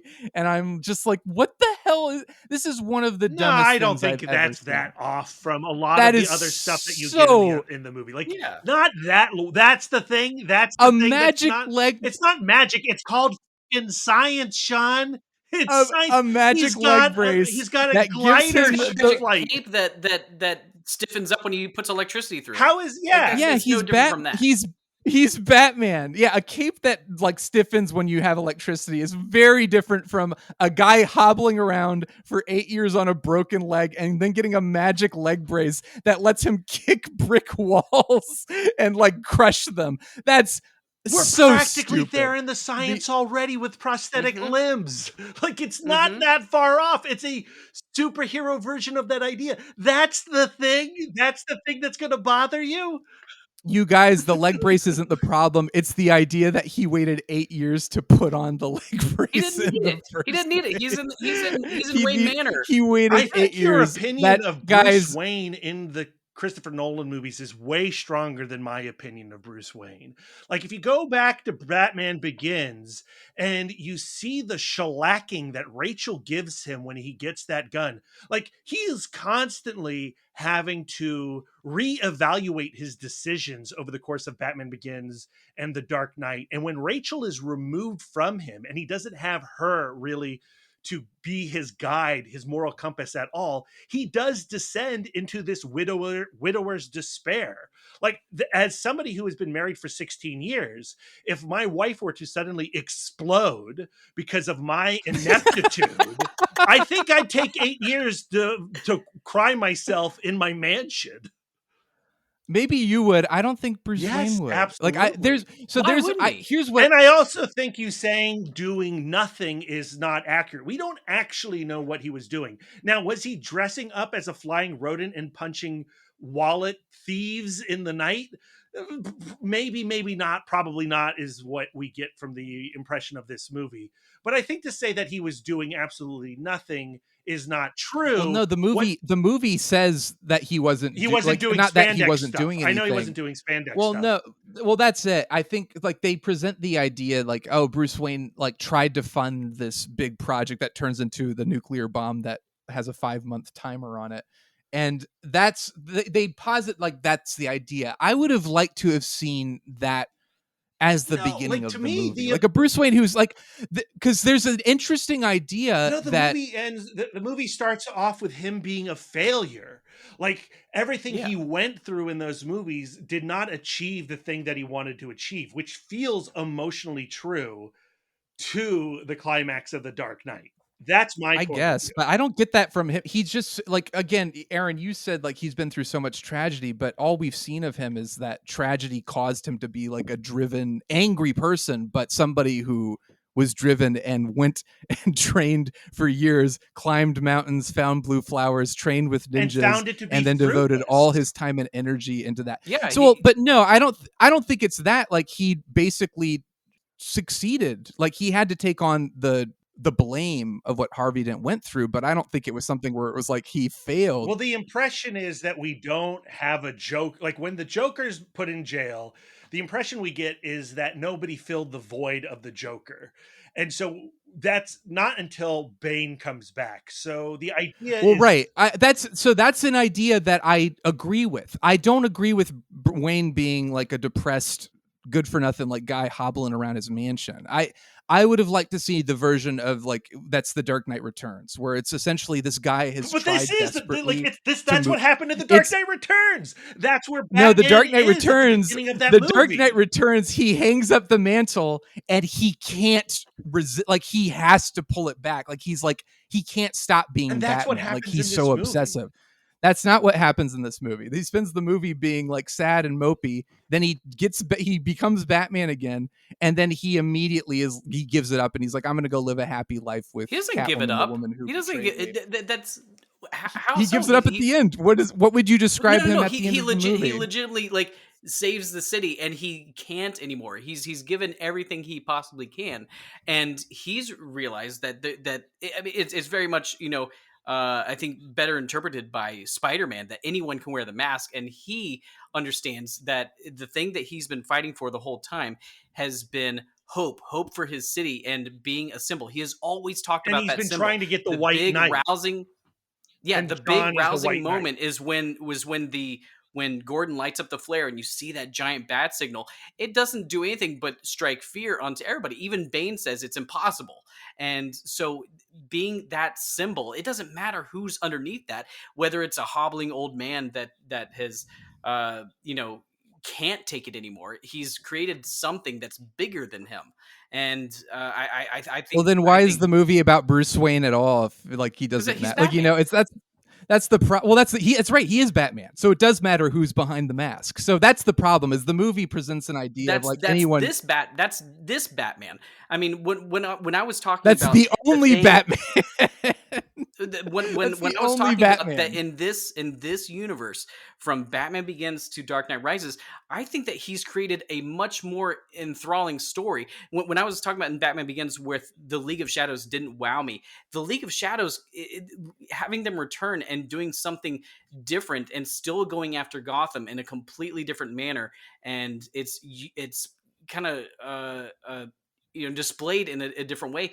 I think it really works, and it works because the seeds have been planted in one and come to fruition in another, and we've had like 8-10 years pass throughout this entire storyline, and it's something that I think completely works for this the longevity of our hero.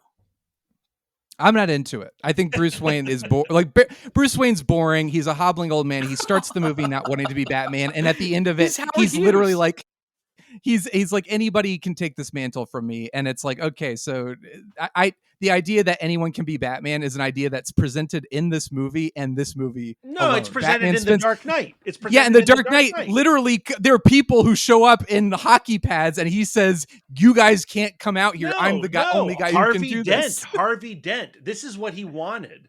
This is what he wanted. He wanted people to take up his cause. Now, did he not? Well, legitimately, like as like somebody who's like a mayor who isn't dressing up and beating up guys, and then when Harvey Dent dies, it's the end of that dream. And John becomes the extension and the evolution of that thought process. Yeah, but John is such a bland, like, I agree with you. character. I agree like that's the problem. Is if the movie's going to present that idea, I would prefer it has some level of conviction and it doesn't spend the whole time coming like. The idea of Bruce Wayne passing on the mantle isn't bad. It's the fact that like the movie kind of doesn't present the idea of Bruce Wayne making any real sacrifice at all in this film. Like he doesn't die, which I felt it felt like a necessary end goal for him, that he like flies the bomb off into the sunset, but then miraculously survives. But it's not dramatically interesting if he survives. But it's to save the Batman. It's not to save himself. It's to save the Batman, knowing that he can't do this anymore. He passes that facade off to somebody else, and they can continue his journey, like, because it's, I guess at the core of it, I don't believe that Bruce Wayne and the characters that's presented in this movie, I don't believe that. Like, I don't believe Bruce Wayne would like just suddenly be like, all right, I want to give it off to somebody else. So I've harped on that enough. The stuff that really annoys me as well, in addition, like that's at the core of it, is Bruce Wayne. Bruce Wayne sucks in this movie, and it bothers me a lot. But I think the other stuff that really, really just annoys me is I like Tom Hardy as Bane, but I think it's so goofy that Bane just ends up basically being the henchman to Talia al Ghul. And it's very, very goofy that Miranda Tate is a love interest that's, again, like they sleep together. That comes out of nowhere. It's not remotely prompted or justified by anything in this movie. Feels like a romantic subplot that just comes out of nowhere. And then when at the twist at the end, when she's like, I'm Talia al Ghul, I'm like, this is the dumbest thing I've ever seen. There's a part of me that wants to see Bruce humbled in a way. So when you start the movie with him being humbled and hobbling and depressed, it's not as storytelling wise, it's not as interesting when Bane beats the crap out of him and breaks his back. Like, if we start the movie with a Bruce Wayne, like, it's like, well, of course he broke his back. He's spent 8 years hobbling around a mansion, not doing any push-ups, just being sad and mopey. So when he goes out and Bane beats him up, you're like, well, of course that would happen. There's no drama to it. You're like, that's what's expected. It would have been nicer. And they try to plant the idea that Bruce was like a little arrogant, but I don't buy it because, again, it's not justified by the content of the film. You don't say like this guy is arrogant and proud and like he's going to get his ass handed to him when he spent 8 years not training, not doing anything remotely Batman related, and then rushes out, and we expect there to be some level of, I don't know, like payoff to that or tragedy to it. It just felt like we expect him to be broken. Like from the trailer, you know he's going to be broken. Like the whole first third of the movie is about taking him to his lowest point. And, you know, I think all of these things would not be an issue if the script was just better written. Like, the problem of this movie is that its script is it's a swing and a miss script on so many of these conversations. It's so much of it is idea but no depth. That's the problem. And it's like, again, for me, in a trilogy where it's like you have the same creative team, you have two, for me, masterpieces, and then to kind of like, there's a cynicism to Dark Knight Rises where I almost feel Nolan saying, well, I don't really care. Let's just get it over with. And it's imbued in a lot of what you're saying, Brad, the laziness of the choices, the fact that there's no, like, again, you have Bruce start off the movie like maybe he's like desperate to get back to Batman. He's been training and he's been honing his body. He's just been waiting for the moment so that when Alfred calls him out on that and says, you've just been waiting for something to go bad again, you're not living your life, it makes more sense. And then you have a Batman at peak performance, a Bruce Wayne at peak performance who's been obsessively like honing his body, preparing himself for that moment. And then Bane destroys him. That's so much more interesting to me. It's simple. Like, it just doesn't make sense that somebody didn't think to say, like, oh yeah, that's kind of I weird think that we the haven't. important words in that sentence is to you though, like to me. Yeah. And Well, like that's to what me, that's that's not why the I say it. case. You know, like I find it interesting how it sets him up and then crushes him. That's not necessarily what I was saying though. Like I think just like the basic,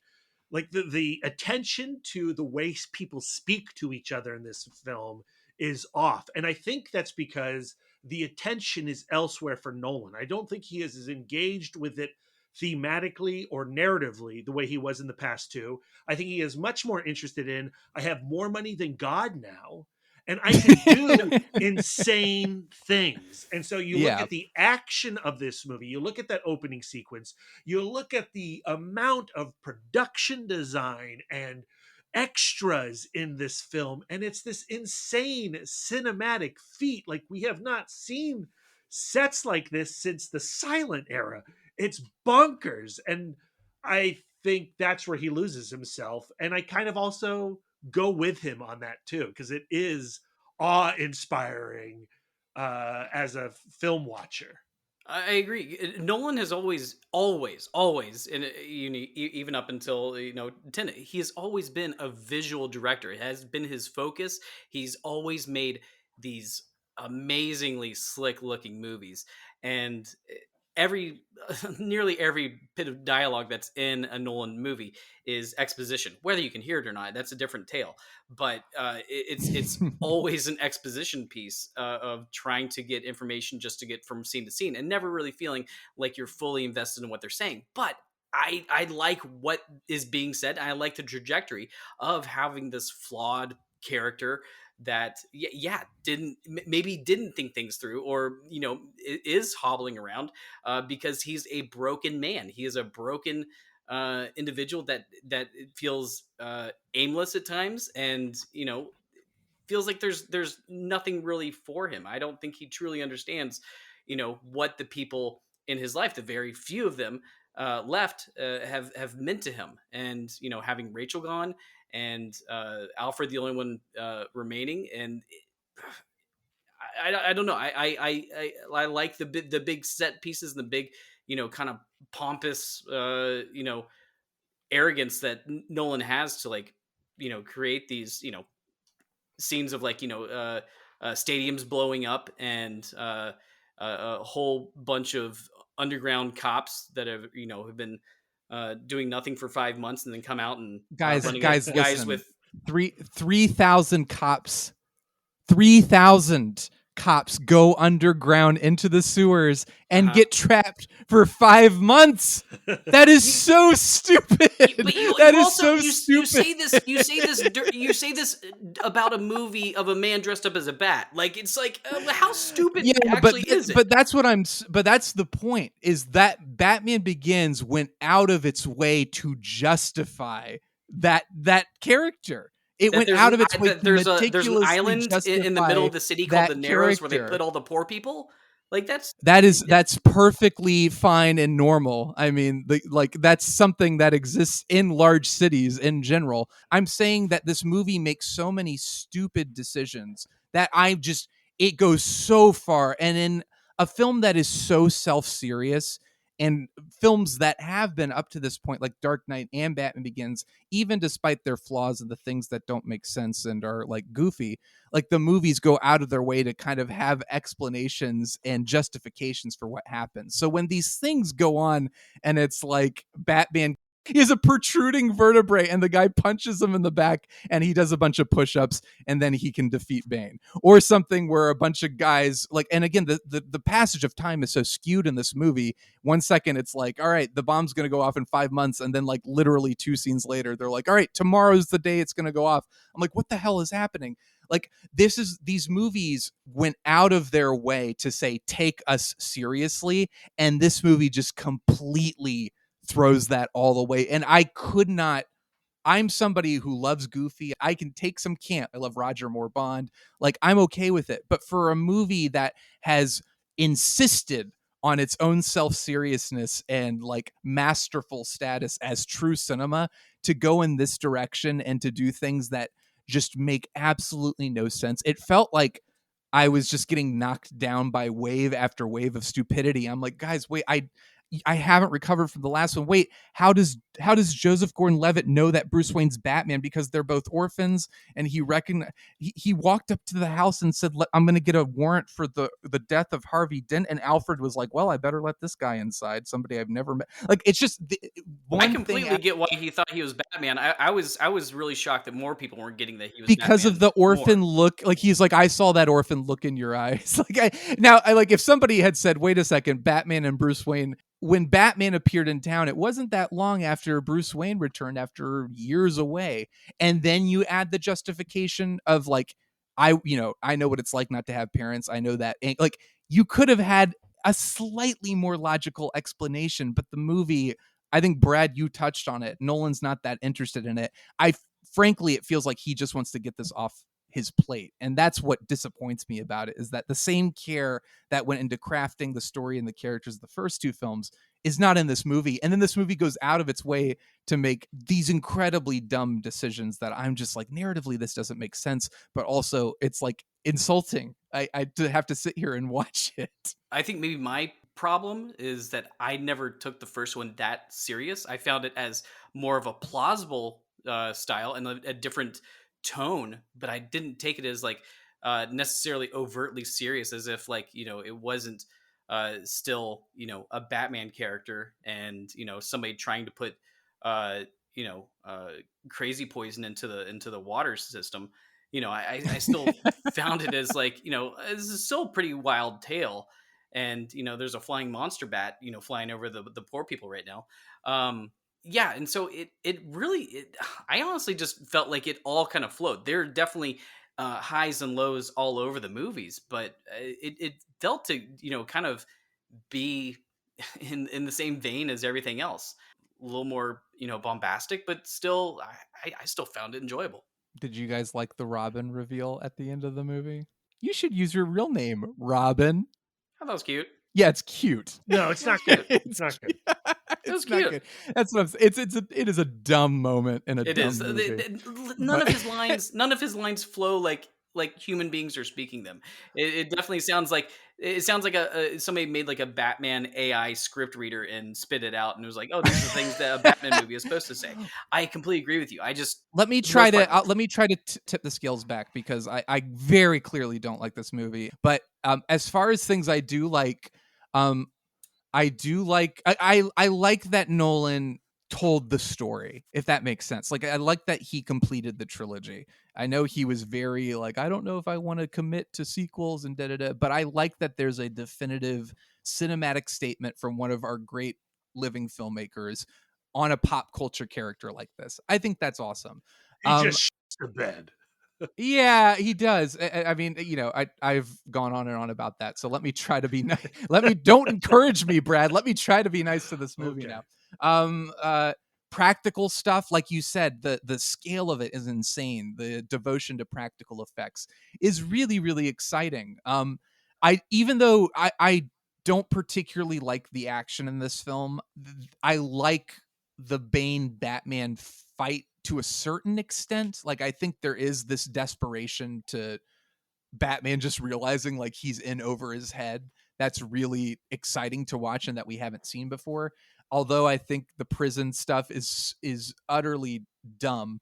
Can nobody take a running start off that ledge? Like, they all have to jump from the end. Okay, I'm sorry. But I like the idea of Batman being trapped in like a hell and like climbing out of the well, and the visual motif matching up with like his being at the bottom of the well as a kid when his dad saves him.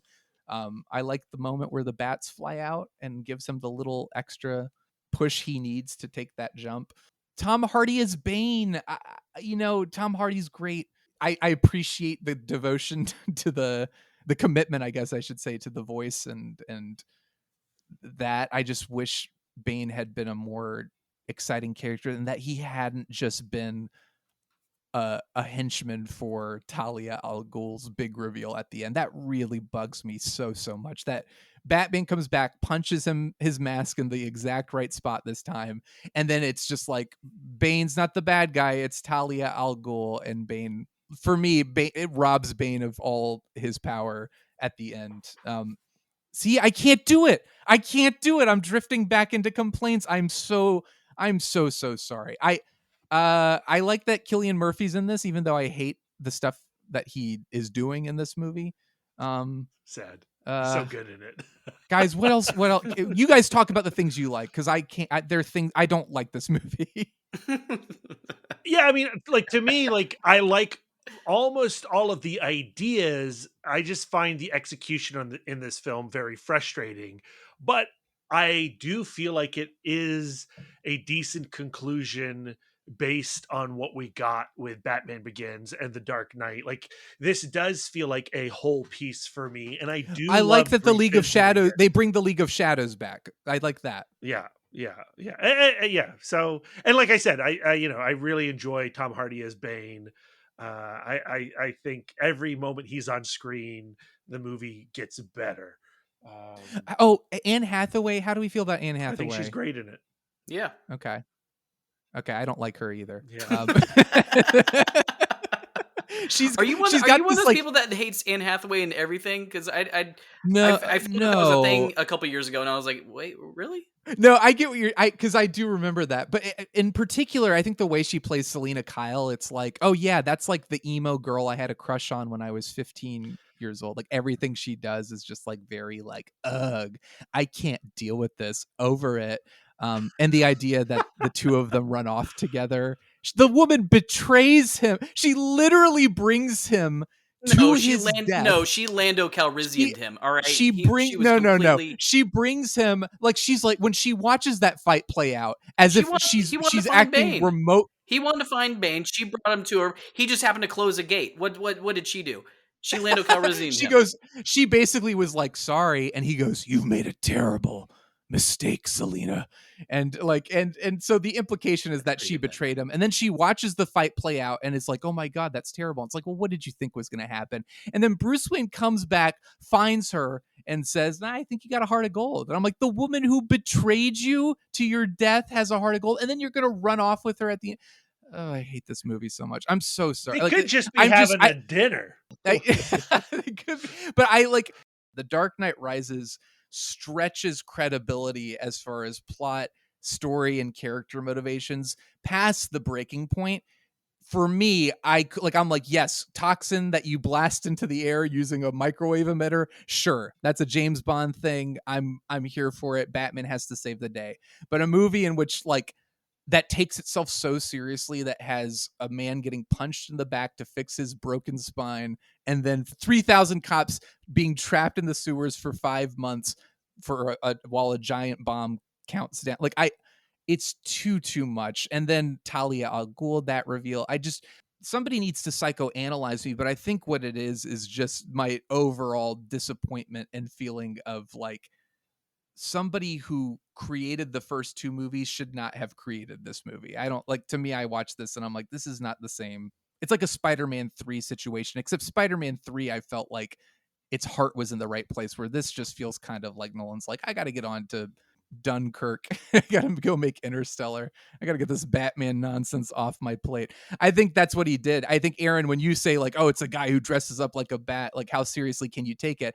I think that's how Nolan approached The Dark Knight Rises. He's like, this stuff is kind of goofy, isn't it? And I'm like, no, you made me believe in this. In two great movies, you spent a lot of time making me believe and buy into this and love this character. So for you to kind of cop out and say like, this is how it ends, I'm like, no, I don't want it. I don't like it. That's my piece. That's my depressing. This is how we're going to end our Dark Knight trilogy episode. Are we done with The Dark Knight Rises? Is there anything else? Is there anything else we want to say about it? Any final words to put in for The Dark Knight Rises before we do final ratings? And I promise we're going to end on a brighter note than this. I liked it. Yeah. Okay. Also, I want to point out, if Batman had looked at the camera and said, some days you just can't get rid of a bomb, while he was flying off into the sunset, I would have given it more credit. Final ratings. What do we want to do? Do we want to do giant bombs? Broken backs? Protruding vertebrae? What do you guys want to do? How many broken backs would you give The Dark Knight Rises, Aaron? I'm giving it 3.5 broken backs. Bats or back? Which one? Both bats. Work. Brad, Bats how about you? I give it 3.5. Okay, I give it 2. And I want to end this on a more positive note, just hopes for Matt Reeves the Batman.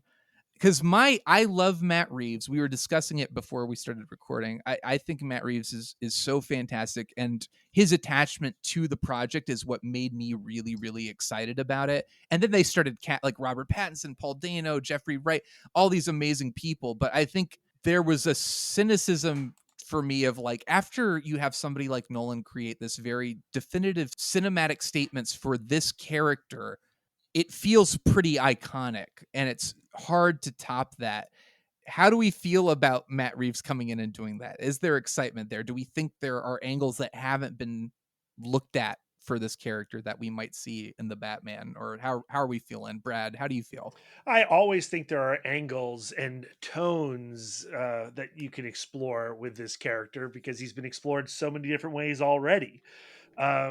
So like for me, like Batman is somebody that I would like to see restaged every year, the way that a Shakespearean play is restaged every year.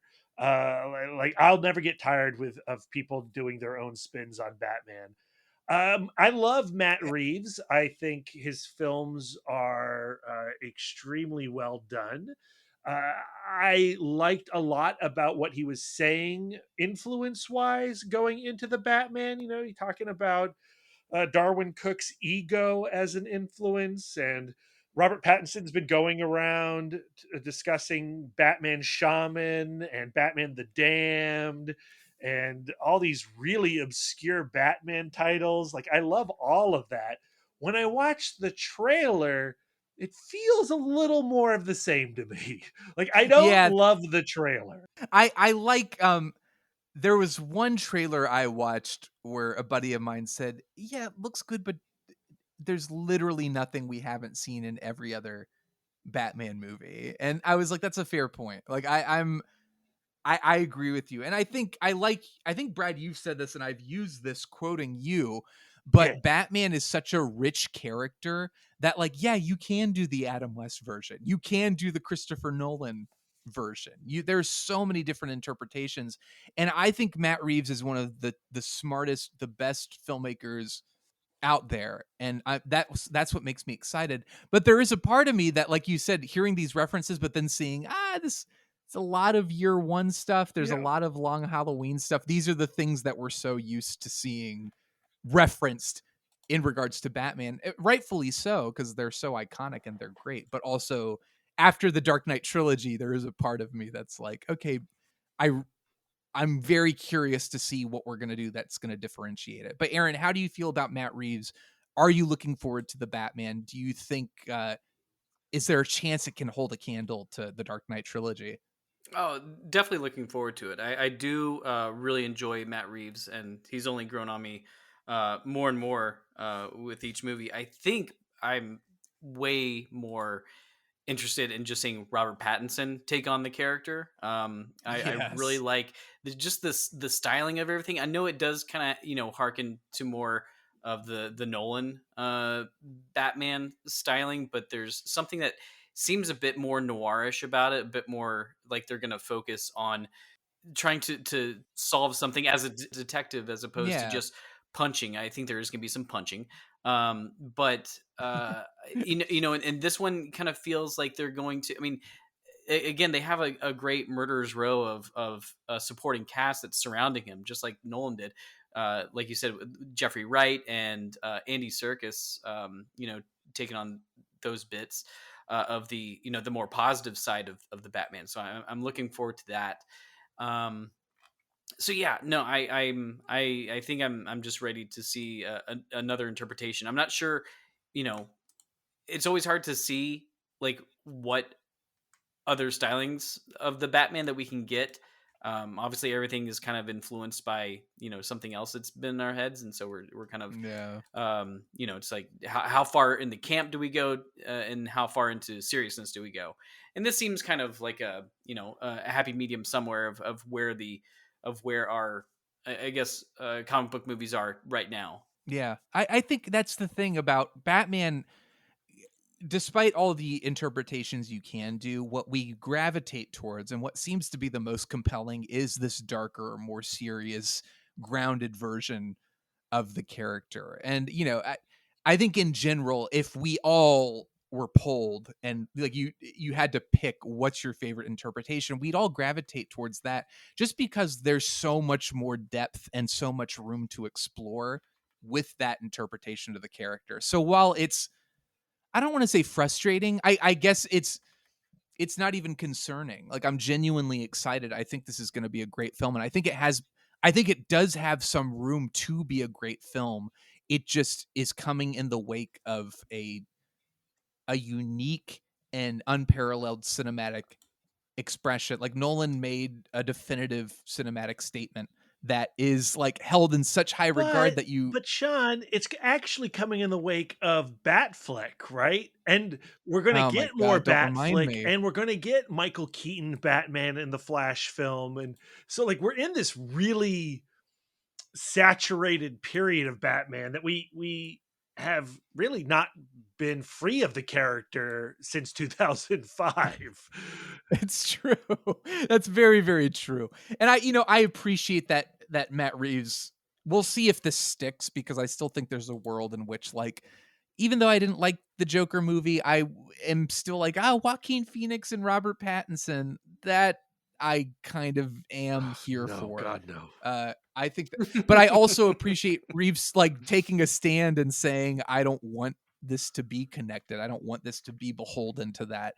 Batman has always felt kind of the standout in the DC universe, where like whenever you had him next to Superman, I was like, I don't want to see that. And like the Marvel movies, it works a little bit better, but because Batman is so dark and Well, you don't want to see, like, to me again, like you would have to tailor the Batman for that situation, right? Like right, like right. And I and that's how it's, that's how it's always been. We would have said that about yeah, Thor and Iron Man, until we saw it done properly.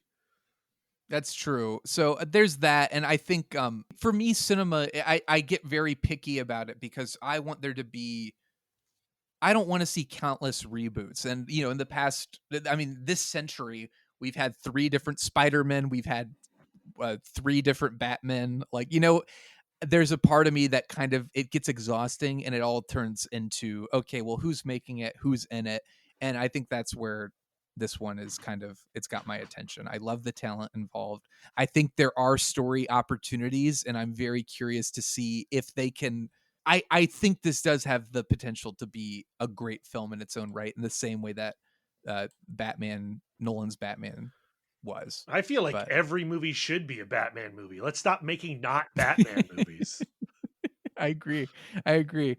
Well, guys, I think, is there anything else we want to say about Dark Knight? How does this rank for you guys? I want to hear this, because I've made it no secret how I feel about the Burton Schumacher movies. But like, where does the Dark Knight? Brad, you said Batman Begins is your favorite. How do you rank these with the Burton movies? I don't think I've actually done like a Batman ranking, but I should do that. I'm gonna try. I'm gonna try to do it right now. Here we go. Try to do it right now. Go for it. Batman: Mask of the Phantasm, #1. Batman Begins, The Dark Knight, Batman Returns, Batman v Superman: Dawn of Justice, then Batman 89, I'm then not hearing Batman 66 in this no, list, and you're it not. should already have been You're not. named. I like the television show a lot. I don't love the Batman the movie. I think it's fun, but it doesn't quite live up to the 2 seasons of that TV show, or the 3 seasons of that TV show. And then I would put Batman Forever, The Dark Knight Rises, Batman and Thank you. Robin, This has and been Justice League. my whole argument in life is that Batman Forever is a better Batman movie than The Dark Knight Rises. So I appreciate that ranking. Aaron, what about you? How did, like, because I know you're a big fan of the Burton movies. Is The Dark Knight the best to you? Do you rank it higher than 89er Returns, or how do you Yeah, feel? I think I'll put Dark Knight at the top. I'll follow that with Batman Returns. Then give it to, I don't know. Batman Begins. It starts and to then get really Batman- messy. I don't know. Like, I'll give you a top 5. I'm gonna throw Lego Batman in there. Okay, And all right. of course, my hottest take from the last Batman episode: Batman and Robin is better than Batman Forever. All right, we can end it. Oh my god. Night, guys. I will say, Batman, the 1966 movie, does make it into my top 10 or my top 5. I mean, there are about 10 Batman movies. I mean, but I probably would too. I forgot about it. Okay. I would say Batman Brad just doesn't Begins- want to admit when he's wrong or missed something. He's like, yeah, no, I meant to not have it there. Batman Begins is my favorite, then Dark Knight, then Mask of the Phantasm, then Batman 66. Then I don't know if this counts, but I'm counting it. The Batman Superman movie, the animated film. I would rank that as my number 5. Then Batman Forever, then 89, then The Dark Knight Rises, then Batman Returns, Batman and Robin, and then I guess if Justice League counts, and then Batman v Superman at the. I don't know where Batman Returns was on your list, but that's far too low. Wherever it was, that's all I can. That's all I can tell. Well, guys, I love talking with you two. I love talking about Batman with you two. And I thank you for putting up with my ranting and raving about The Dark Knight Rises. Brad, if people want to find you out there on the internet, where can they find you? Tell the good people at home about all the awesome stuff you're doing. You can find me on all social medias at MouthDork. If you are interested in Batman-related stuff, for Film School Rejects, I'm putting together a Batman reading list to the best Batman comics to enjoy alongside Matt Reeves' The Batman. I'm doing a Batman ending explainer. I'm doing a Batman unanswered questions article. I'm doing the best Batman comic you don't know about article that I just finished writing this afternoon. So, ladies and gentlemen, Aaron's audio has cut out. So on his behalf, I will let you know that he is at a Cool Hand Fluke on social media. I believe on Letterboxd as well. And I am at Shondorman on Twitter. I'm Shondorman05 on Letterboxd. Please don't at me about The Dark Knight Rises. Please don't yell at me. I think we've angered everyone. Like, we've angered the people who are like diehard Dark Knight fans, and then the people who like The Dark Knight Rises, we've angered them. I gave The Dark Knight 5 stars. I hope everyone is happy about it. But thank you guys again. Always a pleasure. We may need to consider regrouping for the Batman. I don't know. Into it. Again, thank you everybody for listening, and we will see you at the movies.